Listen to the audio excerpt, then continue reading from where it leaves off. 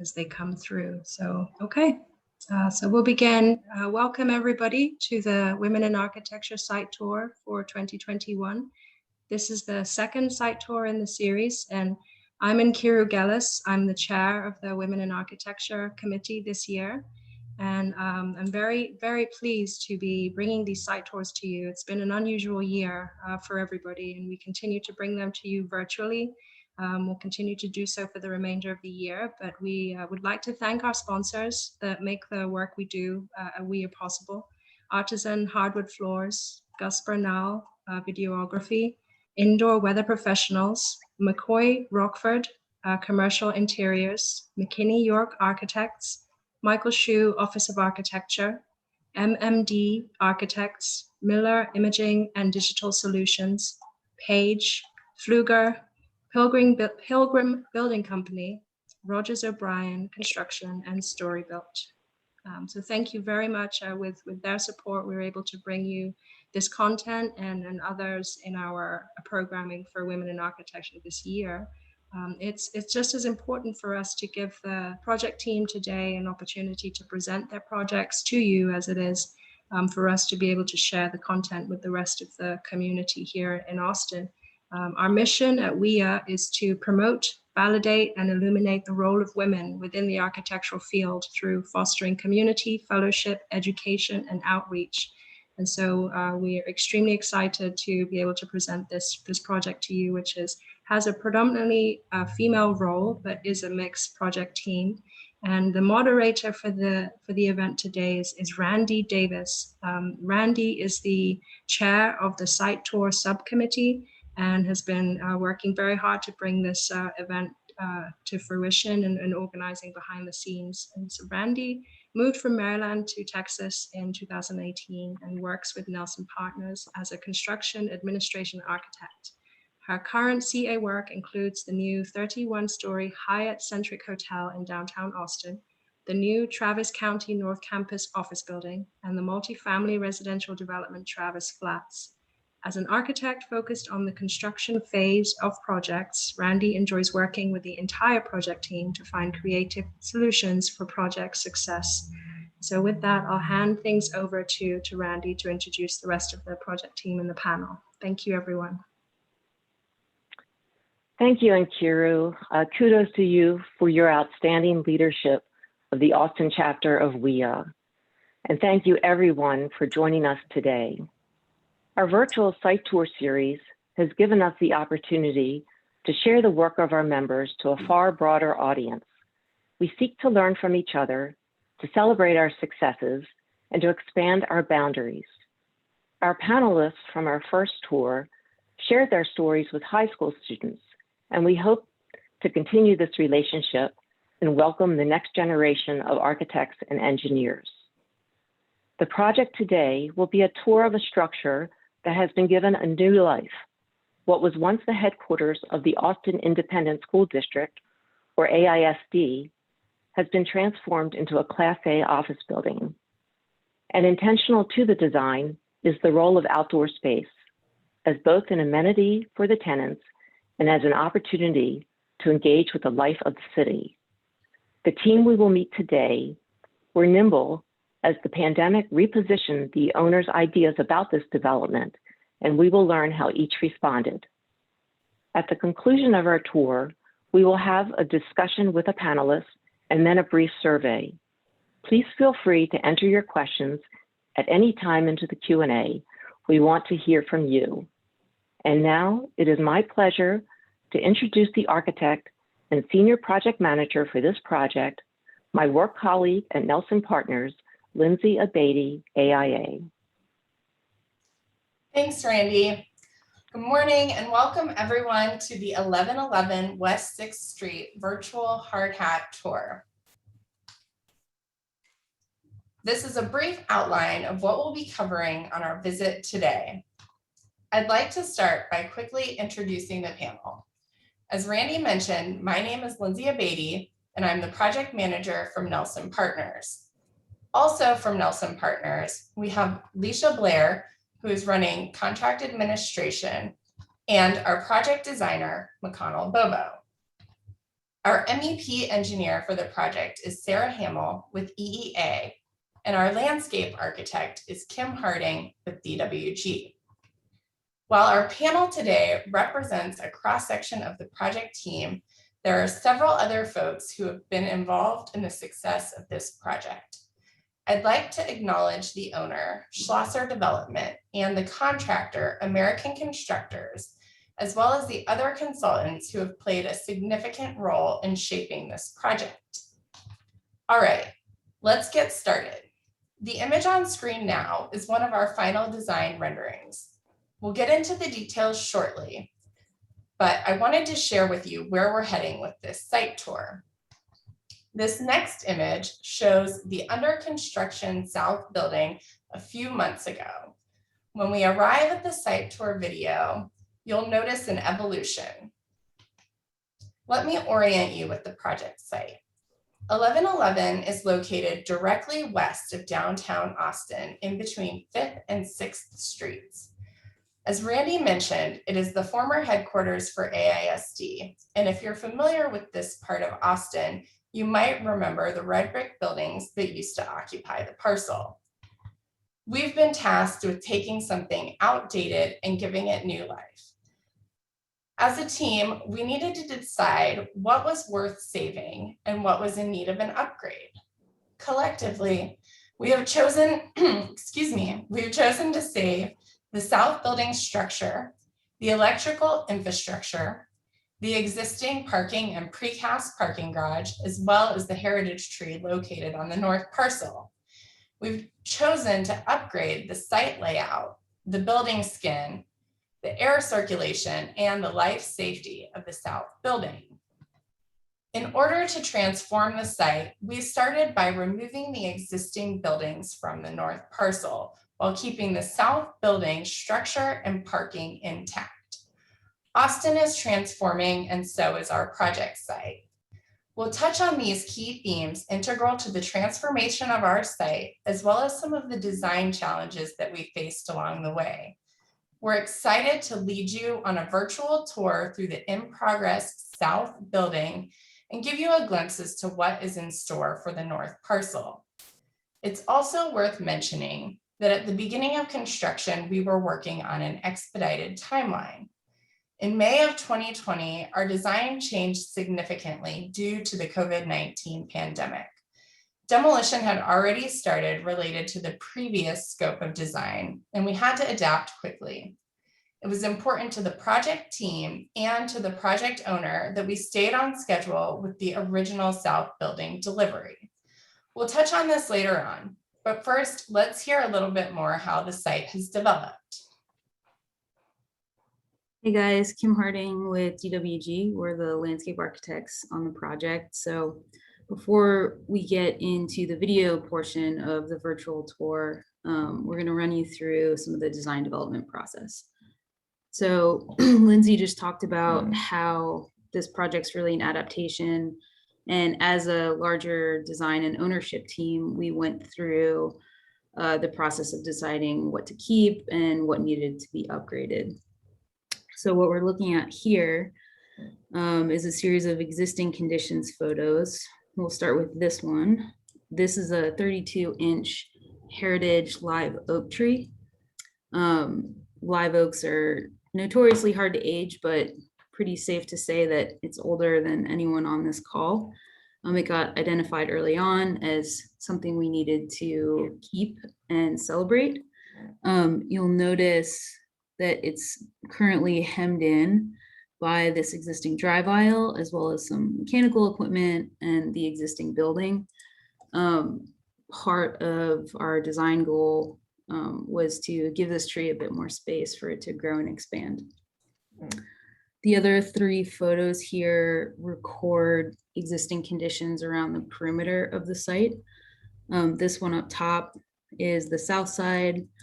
There was currently no sidewalk there. And what we've got is something we call a cow path or a desire line. And that's a really good indicator of how people want to use the site. So this was clearly a good target for an upgrade to get some wider and nicer shaded sidewalks along that side. These two photos show existing conditions along the north side sidewalk. And what you can see is handrails, walls, a narrow sidewalk. So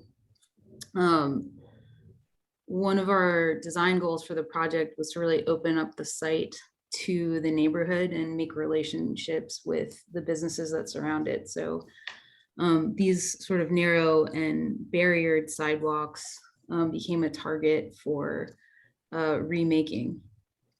While we decided to keep the heritage tree, we actually had to make the call to remove the row of street trees that's existing there today. They were weak-wooded Bradford pears at the end of their lifespan, and by removing them, it gave us the opportunity to sort of flatten out and regrade the sidewalk and remove some of those barriers, which helped us with the overall design goal of opening up to the community. So Lindsay, if you'll pop to the next slide. What we're looking at here is the overall site plan with both the north and the south lots. Here up in the left-hand corner is the existing heritage tree that I talked about. And this really helped catalyze the layout for the site and for the urban plaza. Previously, this entire northern edge was closed off to West 6th Street. And you can see from this drawing that it's now opened up and facilitates a relationship between both the adapted building on the southern portion of the site and what's going to be a new building on the northern lot here. So I think what's important to understand, about that overall site plan is that just by opening up this small piece on the northern parcel and giving over a little bit of the overall square footage to an urban plaza, we're able to really make all these connections and open up the site to the Clarksville neighborhood. So this drawing is a schematic design layout drawing that Bobo and I worked on one weekend together during COVID lockdown. The big design moves here are these axial connections between the transformed southern building and both a future building on this side over here and a potential future building on the lot just west of the site. The axial connections here are intentionally wide, about 20 feet in this direction. And that's done to literally reinforce the idea of connecting this south building to the 6th Street neighborhood up here, and also provide a wide enough walkway for cafe tables, furniture, maybe food trucks to pull on there at some point in time. On the left-hand side here, what I'm circling is a large rain garden that treats stormwater from both the northern and southern lots. And this helped us set up an edge condition that buffers the urban plaza from an existing drive aisle on the left here, and helped us set up a series of banded plaza, lawn, and garden spaces that become this urban plaza. So again, we've adapted the site, opened up the corner, made connections to buildings, and in doing so, we've added to the network of outdoor urban spaces that make our city so special, right? We like to be outside together. And I think this particular aspect of the overall project is really what sets up the buildings to sing and participate in the neighborhood overall. So let's talk about the buildings a little bit. Thanks, Kim. Yeah. Here are a couple photos of the existing south building. As you can see from the images on screen, this building was built in the early 1980s in the postmodern style. It's a 4-story steel structure that sits on top of a precast parking garage. The owner, Schlosser Development, approached us and asked us what we could do to turn this into Class A office space. McConnell's going to walk us through the design concept and expand a little bit more on how we were able to achieve this. Thanks, Lindsay. You're looking at an aerial. This is from the north, kind of hovering above West 6th Street. And after analyzing the site and the existing structures on the site, it became clear that adapting and renovating the southern garage, which is below grade and precast, as well as the southern building structure, was not only environmentally the right thing to do, but also economically.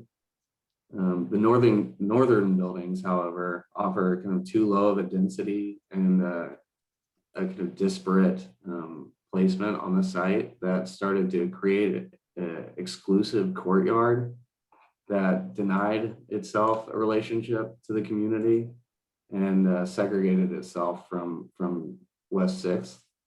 And so displacing and that area to the corner became very important, as well as creating a commercial office above a very active street front on West 6th, as West 6th Street and 6th Street in general is one of the most prominent streets in Austin. So looking at the building's skin, fortunately, the existing southern building structure was taking cues from LACO's like 5 points, lifting the building, freeing the facade and freeing the plan, which made it very easy to transform the outdated postmodern relic into a classic contemporary office building. We first, though, had to kind of gain some area. There was an existing courtyard in that building, which kind of keyed into the north side of the building to allow natural daylighting in to this office plate. And infilling that also created a very deep and dark condition in that lease depth. And so in order to mitigate that, we've pushed the glazing system in a ribbon, also taking cues from LACO and really trying to get as much natural daylight, not from the inside anymore, but from the outside, and pushing that glazing system to its kind of maximum capacity, which is in this type of system about 10 feet, 4 inches, or 10 feet 10.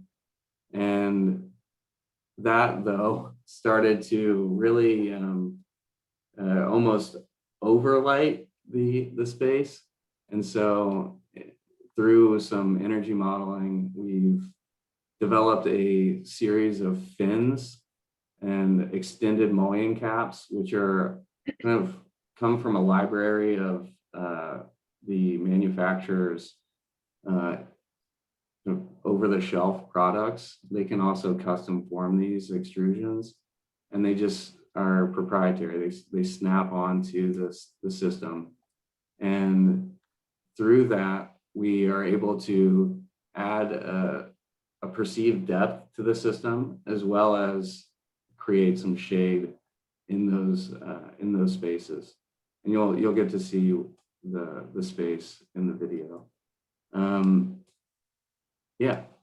So I think the second thing is this, or the third thing is this sense of entry. A big selling point for the client was to address, like I mentioned, on 6th Street, given that it is this prominent street. And so the depth of the building on site started to inform the scale of moves that we were making on this northern facade.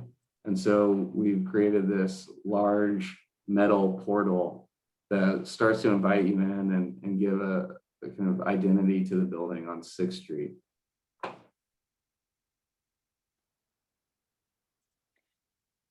Here's a couple of the floor plans of the building to get you oriented. We've got precast structure on the first floor and the parking levels below, and a steel structure above level 1.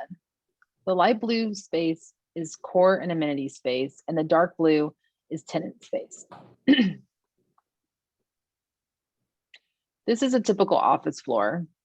Both of these plans will show up throughout our video, so follow along with the red dot.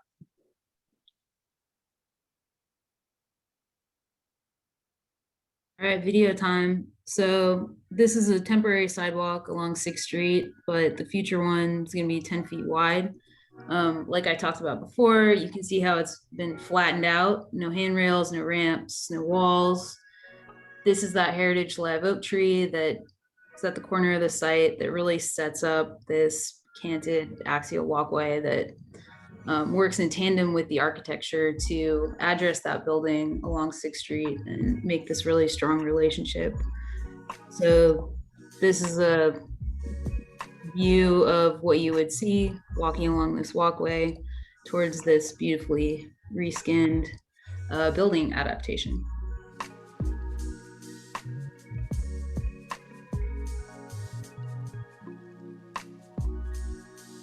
Right, at this point, we go from on grade to on structure, making use of the existing subsurface parking.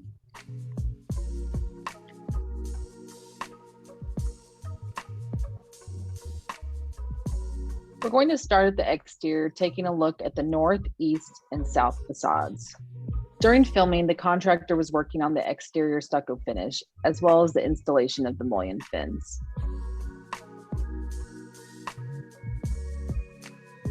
My role in CA on this project has been a little different from other projects. As Lindsay mentioned, our permit drawings were already submitted before the full demolition of the south building had been completed. And so there were a lot of unknowns that were uncovered as demo progressed. As a result, I have spent much more time problem solving and serving as a liaison between the design team and the contractor, coordinating design related issues with field conditions. We've really had to remain flexible while focusing on the overall design intent.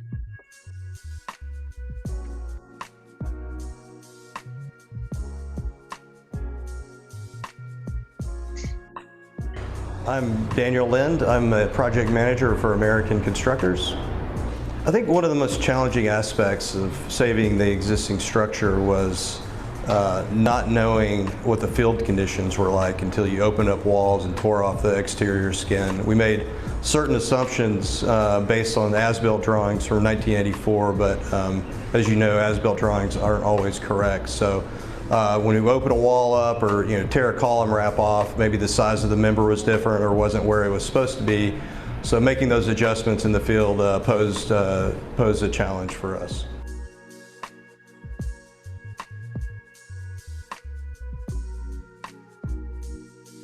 Please take note of our glazing system and how it's been installed in a flush plane from floor to floor.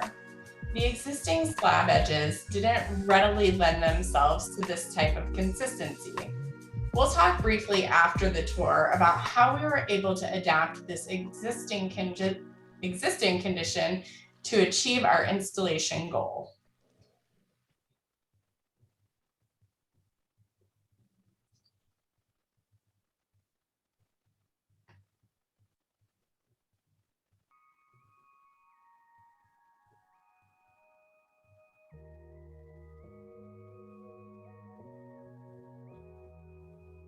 Here we are at the south facade, and you can see the mullion fins that will be installed on other parts of the building as well.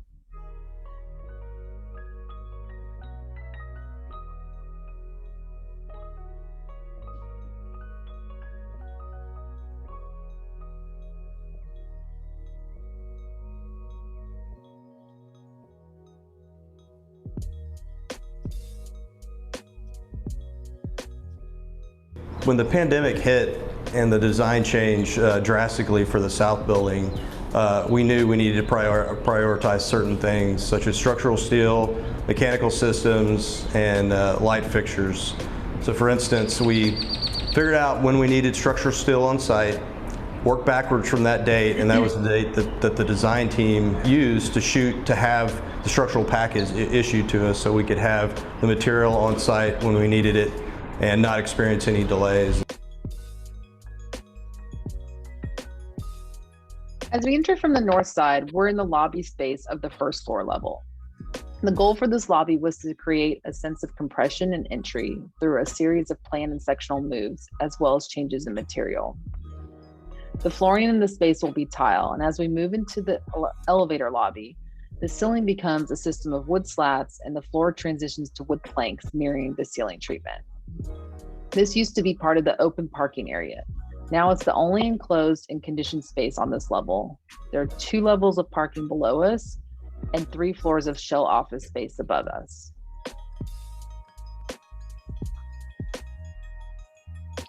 As this was previously all parking, this first floor has a floor-to-floor height of 12 feet, which is shorter than what we typically design in our new buildings. We took advantage of areas where the existing elements allowed some relief in order to open up the space in all directions. Inches matter a great deal when you're working with an existing building.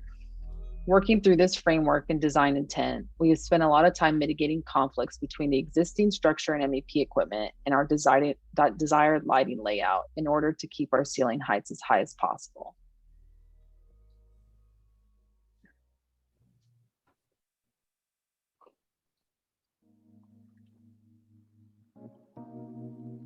We're now back at the north, looking towards 6th Street.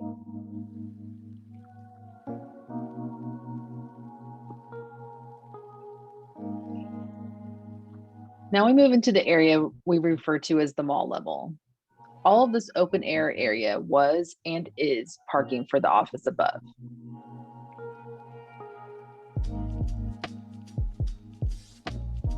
As we move around a bit, take notice of the one positive aspect of building on top of a precast garage. Built-in laydown space and storage area. You can see the contractors are definitely making good use of that shaded space.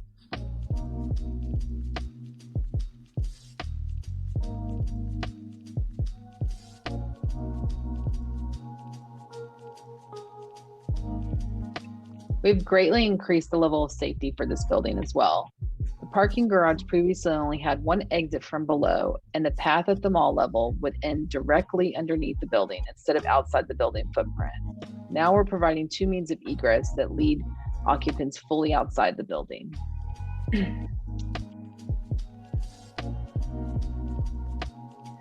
One of the biggest unexpected scope additions for this project was the fireproofing at the mall level. The ceiling that was removed was in pretty bad shape, but it was unknowingly providing the fireproofing for the existing floor assembly above. So we had to add a 2-hour spray fireproofing to the steel to the scope of work after the construction had already began. Exterior grade ceiling tiles will be installed here to improve STC and acoustic separation between the parking and office levels. A similar thing happened with some of the steel columns at the first floor. When the column rafts were demolished, we had to add spray fireproofing and search for UL assemblies that would allow us to keep a reduced thickness for column rafts to maintain our drive out widths. Here's some of that fireproofing in progress.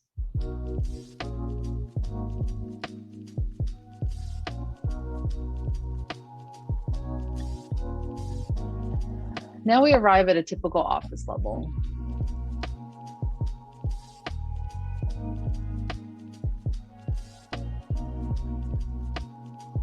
If you remember the photos from earlier, the previous skin only had smaller punched openings. With the existing floor and column structure remaining, one of our main goals for this new skin was to allow as much natural light into the deep footprint as possible. With this change, we can see a huge transformation in these upper floors. This will be a big improvement to the quality of the work environment for the employees in these office spaces.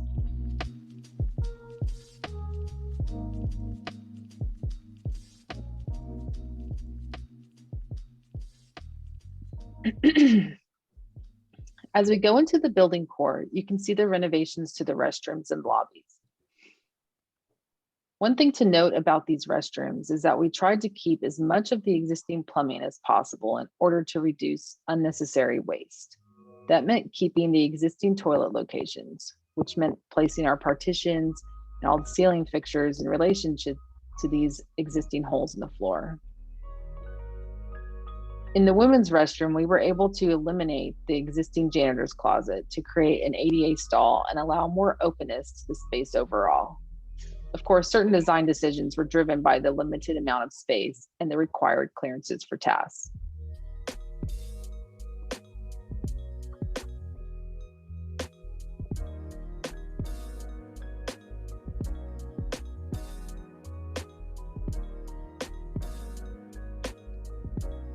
can see Sara and McConnell here discussing the equipment above the ceiling and coordinating access panel locations.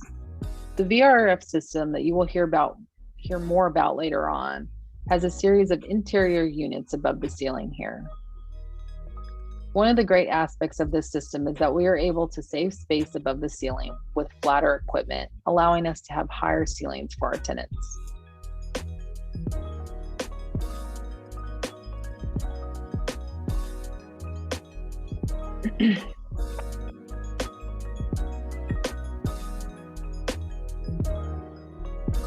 Take note of the nice and tidy electrical room. You will see previous photos later on in the presentation where it wasn't so nice.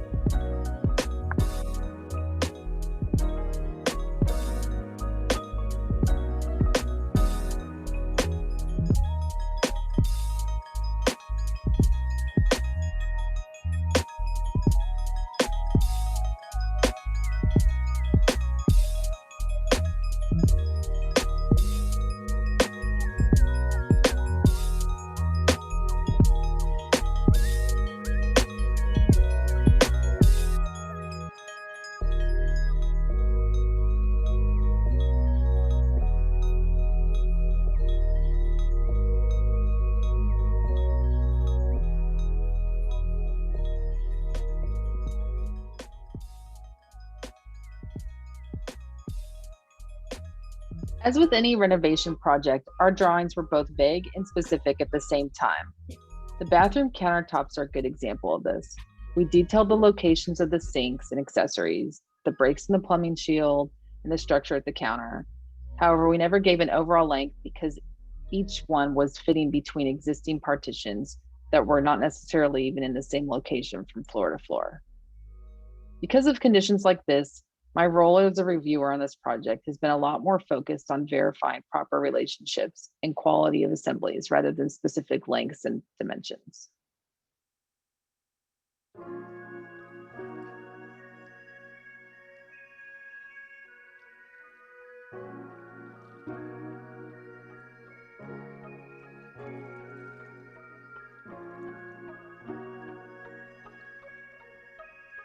As we move out of the core space, we're going to a feature we built in for one of the tenants. They are building a stair from the 3rd to the 4th floor as part of their TI work. However, the owner felt it was made much more sense to create the opening in the floor as part of our shell building set.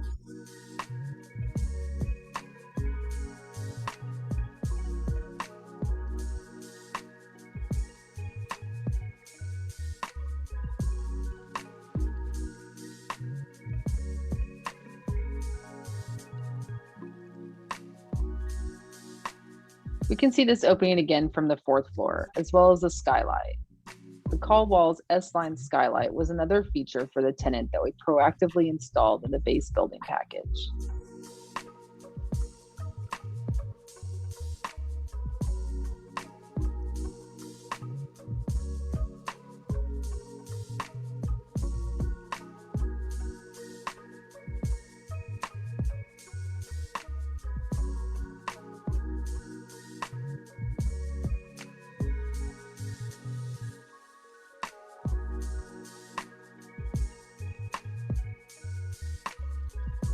As we move around the 4th floor, you can see that their finish out has already begun. We will move to the terrace and hear some more from Daniel at American.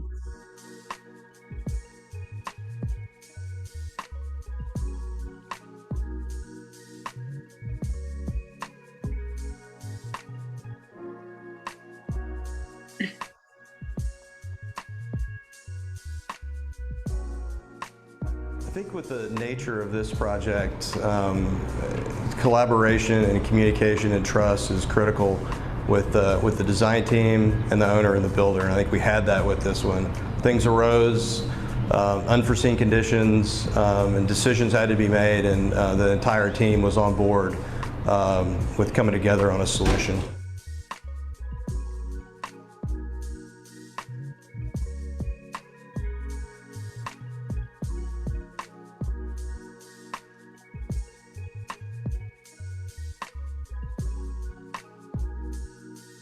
The terrace is strategically located on located on the east side of the building to offer tenants premium views of downtown Austin.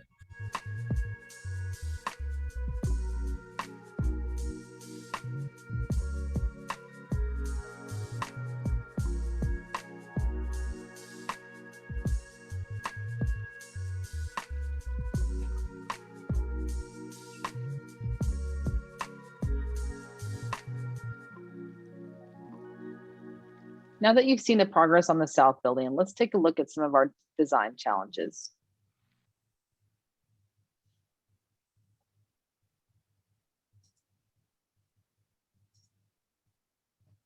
Thanks for the tour, Lesha. Because of our expedited timeline, we were still drawing while demolition was taking place. As I mentioned on the video, one of the things we noticed immediately were the inconsistencies in the slab edges. For example, on level 2, the slab edge might have been 8 inches away from the face of a column, while on level 3, at the exact same place, it was only 6 inches away from the face of the column. We needed all of our slab edges to be in alignment in order to install our glazing in a flush plane. So we have developed 2 details. The detail on the bottom of the screen is a steel tab that can be applied at the slab edge at areas where there were minor inconsistencies. And the detail on the top is a steel angle that we used at areas of more major discrepancy. In some instances, the slab edge came right up against the face of a column. This is an example of where we needed to use the steel angle. If you take a look at the image on the right, you can see how the angle has been applied to the slab edge and the needed space that it provides between the face of the column and the glazing system. Another unique feature of this existing structure was the precast parking deck. Level 1, or the mall level, was previously only used for parking and was never intended to be conditioned. Because of that, there were significant drainage slopes to contend with. In order to enclose our lobby, we were able to provide an interior topping slab to mitigate some of these drainage slopes. However, it was important to keep a small amount of slope in the topping in order to connect the north entry doors with the existing elevator sills that are located more centrally in the building core. As you can see from the image on screen, the slope is not perceivable, and it allows us to enclose and condition this previously parked space. That's enough about the details. Let's hear a little bit more about the MEP strategy from Sara. Thanks, Lindsay. We'll be in details, they'll just MEP details. From an MEP point of view, we were able to reuse all but one piece of existing electrical distribution panels and transformers that were inside the south building. Due to that intended reuse, the initial survey required that we understand each piece of electrical gear, the size, and what available capacity it could provide to the building, both in voltage and amperage, and also just physical spare breaker space. The architectural design team was committed to reusing these existing electrical rooms throughout the building.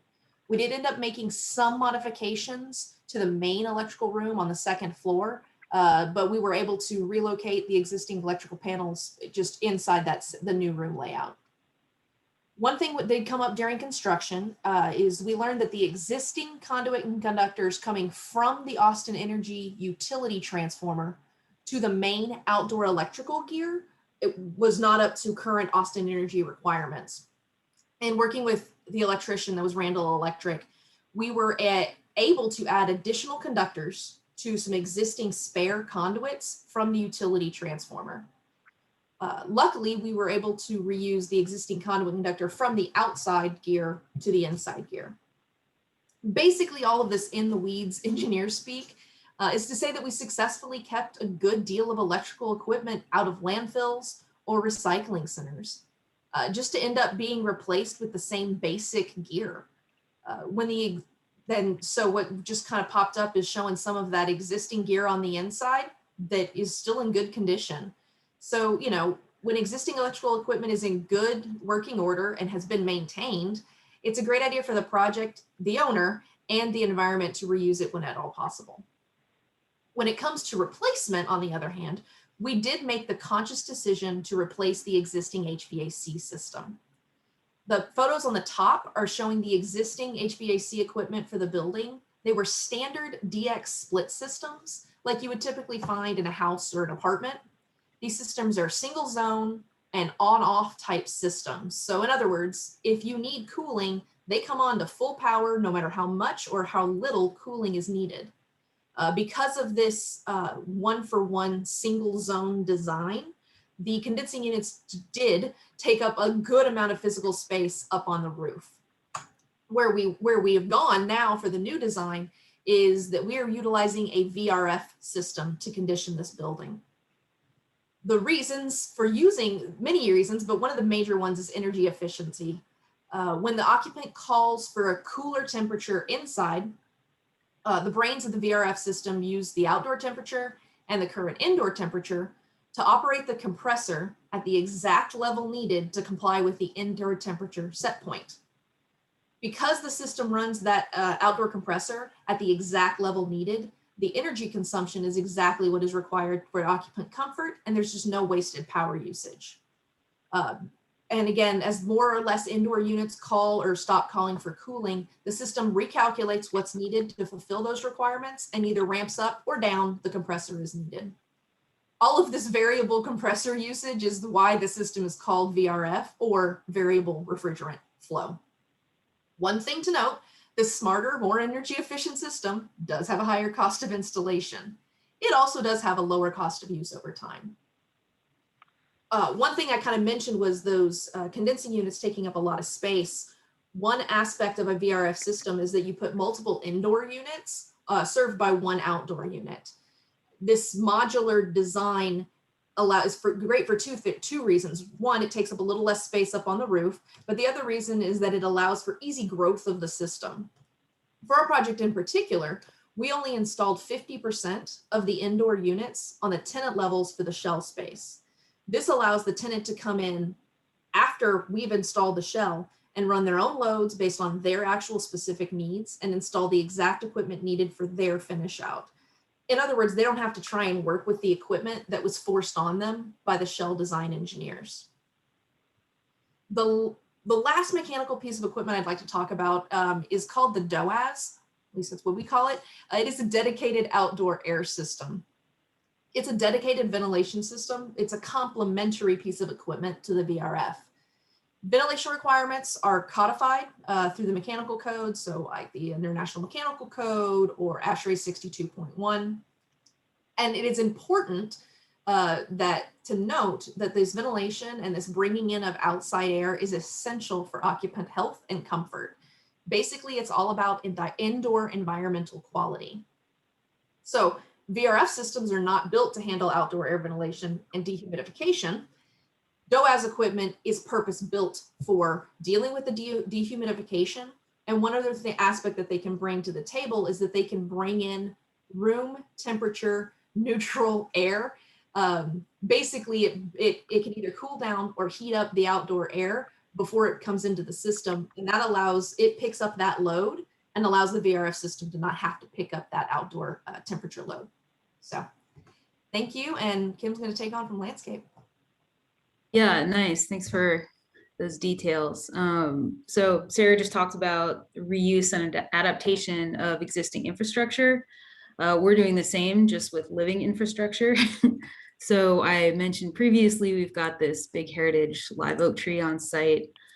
Large trees like this in Austin are valued as a measure of public good. They provide shade, cooling, and a sense of place and history that I think everyone really values. So as the city continues to develop and densify, we often see projects struggling to work around these trees. And what we try to bring to the table is viewing them as an asset. You can't buy the feeling of an old tree. So what I've got for us to look at here is actually the Heritage Tree Code section. If you're interested in that as a reference later. And I really like this photo up top. Right here, it says paver walk. And we've got a picture of us working together on site to very carefully coordinate the proposed construction around this tree. This tree was actually the first piece of the project site to go under construction. We, working with Schlosser Development, developed a partnership with, or just a contractual relationship with Bartlett tree experts early on in the job. And they started a process of pruning and root invigoration to essentially prepare this tree for the stresses of the oncoming building demolition and future construction. So seeing it as an asset, we were very much inclined to protect and take care of that asset, and are working closely with American constructors to do that as the job progresses. And in the same vein, we have been working on a series of details that help everyone understand how to work around trees like this. So what I'll point out here is the idea of running electrical conduit up to these trees to light them and celebrate them. So the main idea here is run your conduit perpendicular to the tree trunk as opposed to in parallel to avoid severing roots. And then when you're excavating for things like conduit or drainage potentially, we end up recommending a tool called an air spade, which is developed actually for archaeological purposes. It uses compressed air to blow dirt out of the way so you can excavate without severing roots in the way that, you know, a shovel or some harder mechanical equipment might do. So there's a lot to consider in protecting these pieces of living infrastructure as you're developing a site, and it really pays off. As construction is moving pretty quickly these days, we're going to go quickly through some of the updated shots from the site. You can see the south facade, some additional pictures from the fin installation. We've got our entry portal up close, where this will eventually be covered with metal plate. And when we move to the entry, you can see the lobby looking north. In this view, you can more clearly see the lines of the concrete pours that Lindsay mentioned earlier. The slope is almost imperceptible, and once it's covered by the tile, this proof won't be visible anymore. And lastly, here's an updated look at the restrooms with the tile installed. Let's see what McConnell has in store for us on the north parcel. Thanks, Lesha. As we've mentioned, this is a kind of twofold development, and we did shift from the north building being developed kind of simultaneously to kind of staged construction. And you see here that now, once we finish the development of the south building, there will be an open lawn, and so this is kind of the overall vision of the full development. A kind of sibling building to the south building will occupy that north parcel, and it's been sculpted back to open itself up at a commercial level or retail and F&B use at grade that opens up and starts to activate the courtyard space. And you can see here that heritage tree and then our entry portal and how the courtyard negotiates both of those. And this is, as I mentioned before, a kind of replacement and displacement of the existing courtyard at the north building, or in between the collection of those four buildings, and now is serving as a kind of neighborhood benefit and community benefit for Clarksville and Austin as a whole. And some views from down within that courtyard.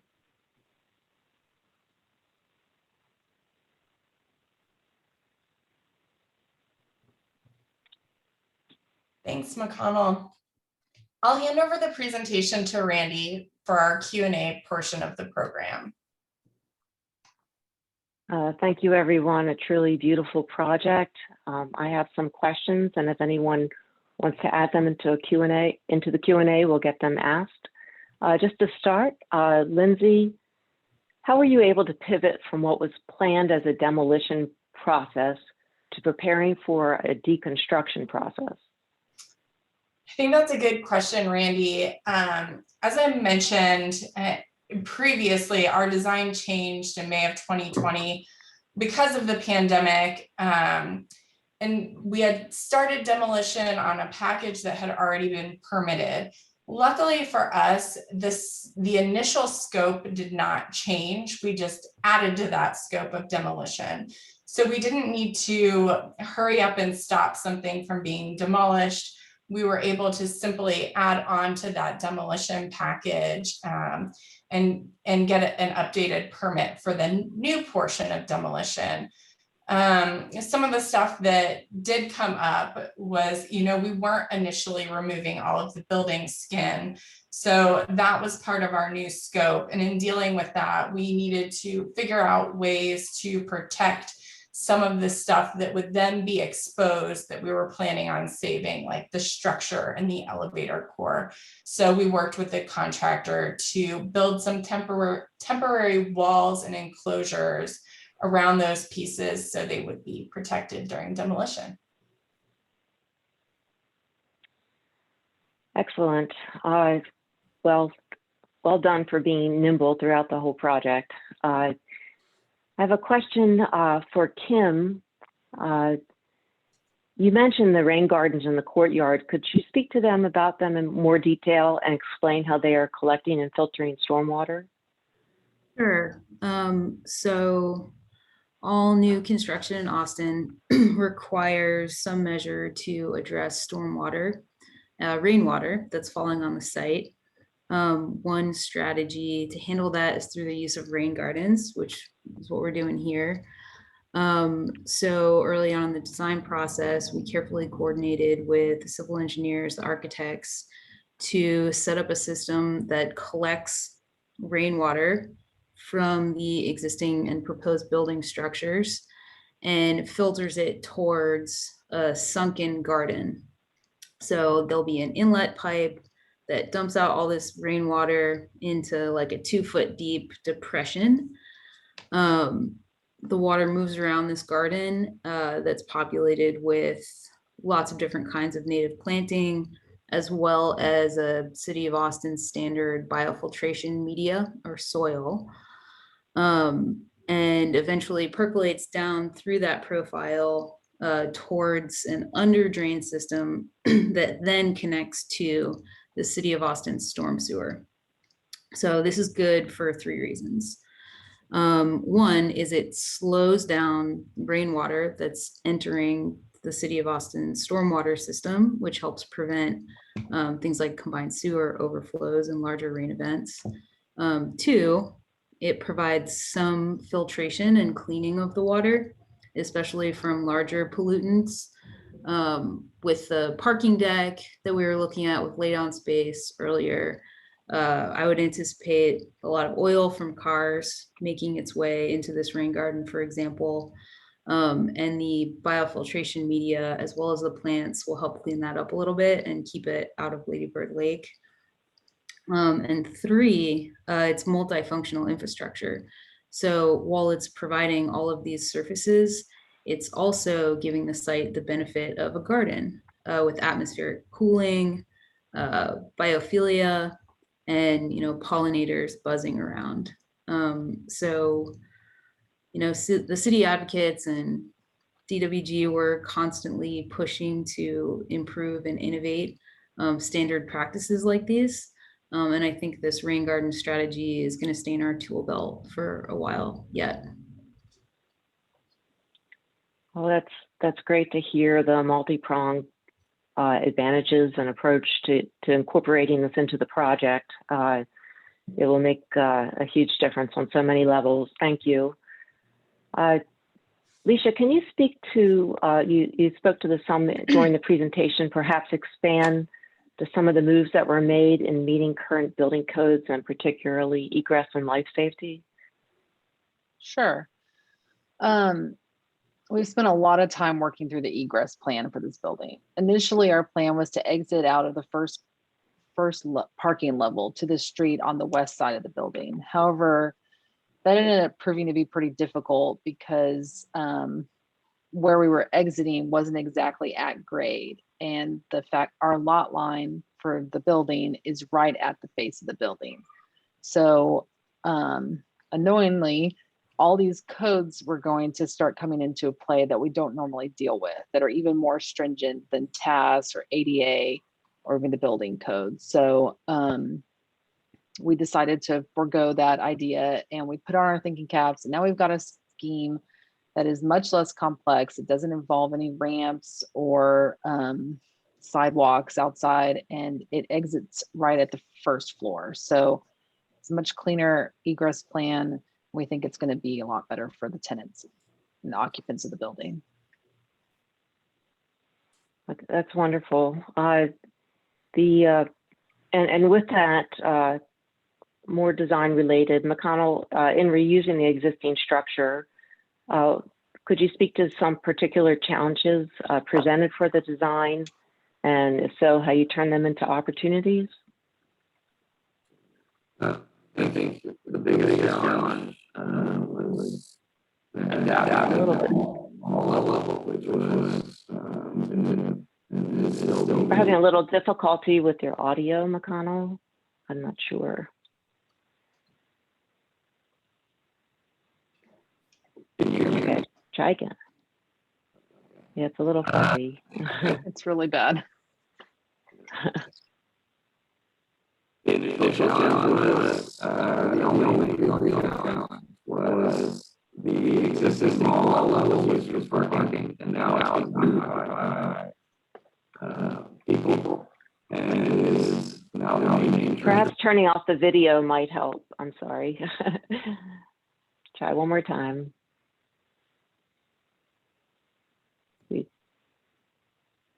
Sorry. Give it another go. This is all I have.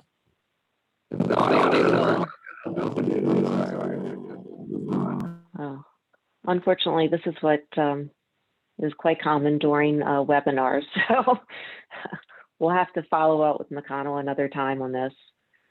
Sara, we have a question for you related to the existing HVAC systems. In removing existing equipment, are there environmental concerns that need to be addressed and planned for? Oh yeah, definitely something to just be aware of and think about. When it comes to HVAC equipment, it's required by the EPA, and we need to recapture the refrigerant that is in these pieces of equipment. Basically, all refrigerant, really, well, mostly anyway, it does affect the ozone. And so we need to recapture that. It can either be cleaned up and reused, it can be destroyed. It can also just be, kept in containers and buried just so it doesn't end up getting up into the ozone. And one other thing from kind of an environmental thought process, especially as a full complete design team, is that just replacing it one for one with newer equipment will be slightly, better for the environment. But really where you get a lot of value in changing your HVAC equipment is actually in upgrading the envelope, just something to be aware of, because when we have better insulation, both in the insulation and also in the glazing, it means that the HVAC system doesn't have to be as large, just doesn't use as much energy to cool the same physical space. Thank you, Sara. We have a question from Hugh Randolph asking what was the design concept or philosophy behind having the aesthetics of the new 6th Street building similar to the redo of the 5th Street building? Was making the two buildings not look so similar considered? Lindsay, would you be able to answer this for us? Sure, I can take a stab at this one, although I feel like, it's really directed for McConnell, but from where we're at, we wanted this project to feel like a cohesive campus. And we didn't want the buildings to be twins, but we did want them to be siblings or look like they were related. So with the design of the north building, we've tried to change up a couple of things, but take the cues from the south building to kind of inform what that skin looks like. So there is some intention with them being similar, but with a little bit of dissimilarity as well. And as a follow-up to that, could you speak to the possible schedule of the north building? What will the space be like while that's being built, the courtyard? Sure. Well, we are, anticipating that the south building will wrap up sometime this fall. And then at that time, we'll be ready to mobilize on the landscape design, and hopefully the north building will follow shortly after. But the schedule and the intent is for us to finish the south building, start on that landscaping, and then be able to complete with the north building sometime shortly after. And we have, we're right over the noon hour. If people can stay just with us a little bit longer, I have a question for each of the panelists to on this panel, we have an architect as a project manager, an architect as a contract administrator, a designer, a landscape architect, and an electrical engineer. We have a lot of emerging professionals who and students who view these tours. So I'd like to ask each panelist to speak to perhaps a key motivator in your choice of career. If we could start with Lindsay, please. Sure. Okay. A motivator for my choice of career. Well, I think that I've always known that I wanted to be an architect, or maybe I haven't always known, but as long as I can remember thinking about career, that's where I wanted to end up. But when I started in the field, I didn't know exactly what my role would be or where I would end up in the field of architecture, whether that would be as a designer or a project architect or a project manager. And a few years into my career, I started to notice that what I really appreciated was the materialization of a concept or an idea into reality. I love facilitating conversations and learning about, what other consultants are working on. And so this naturally kind of led me into project management. Not to mention that I'm also somebody who really enjoys organization. So that that's helped inform my decision and my career path into project management. Thank you.